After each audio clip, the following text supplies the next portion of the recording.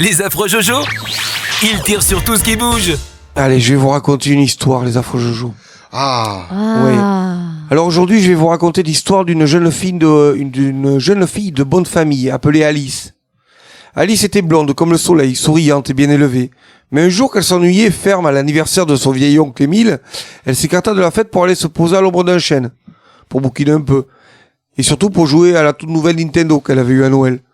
Mais alors qu'elle atteignit la fin du 5e niveau de Mario Bros, elle vit un lapin blanc avec un gilet rouge et une montre à gousset entre les pattes et des mocassins vernis se précipiter vers son chêne et rentrer dans un trou. Curieuse, Alice regarda par l'ouverture et fut aspirée à l'intérieur de l'arbre. Et là, elle chuta et continua à chuter pendant un temps qui lui parut plus long qu'un épisode de Derrick. Elle finit par toucher le fond, sans heurts ni fracas. Elle se contenta de se poser sur ses pieds. Elle était dans une petite pièce ronde, dans le coin de laquelle se trouvait une petite porte minuscule, et au milieu de cette pièce se trouvait une table, et sur cette table une bouteille sur laquelle il y avait une étiquette.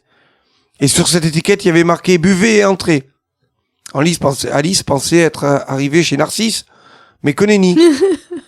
Après la première gorgée, elle rapetissa, juste assez pour pouvoir passer la porte, qu'elle entrouvrit sans hésiter. Elle se trouva alors dans un monde étrange. Devant, elle s'étendait un chemin bordé d'arbres aux troncs bleus et aux feuilles jaunes, de buissons multicolores et sur lequel détalait le lapin blanc. Alice se rappela alors de cette soirée mémorable chez sa cousine et se dit qu'elle faisait juste un mauvais trip. Elle pensa aussi que vraiment, non, plus jamais elle ne toucherait à la drogue. Quoique.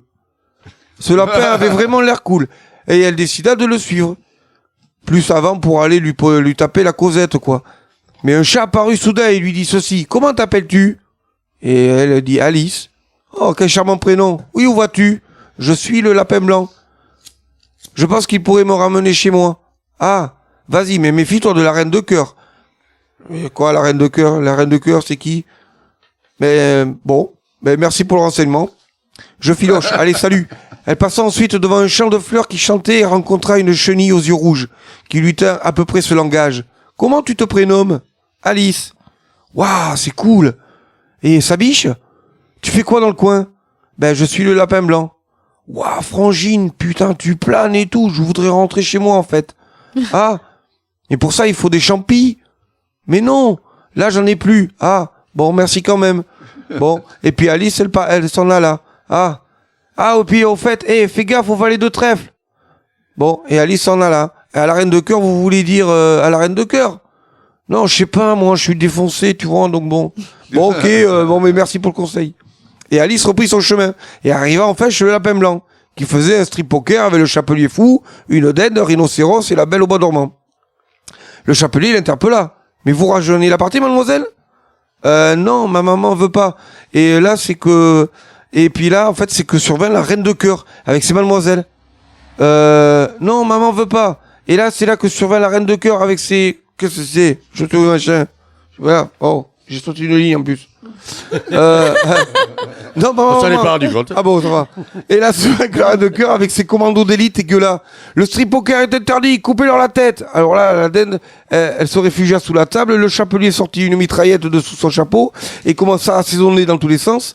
Le pauvre rhinocéros chargea les gardes de la reine et s'écroula sous les balles de calibre 22 qui lui transpercèrent à tes souhaits la couenne. Le lapin dégoupilla des œufs de Pâques explosifs et lança vers les troupes armées, faisant une véritable carnage. Et là, la reine beuglait de plus belle. « Coupez-leur là ! Coupez-leur !» Un œuf grenade se fourra dans sa bouche, faisant exploser son ignoble tête. Alice, touchée par une balle perdue, se vidait de son sang tandis que Georges Clooney lui faisait du bouche à bouche en buvant un café.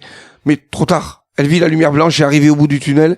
Elle se retrouva au pied de son arbre, sa Nintendo entre les mains qui affichait Game Over. Elle se dit alors que jamais plus, vraiment jamais, elle prendrait un Space Cake d'anniversaire de l'oncle Émile.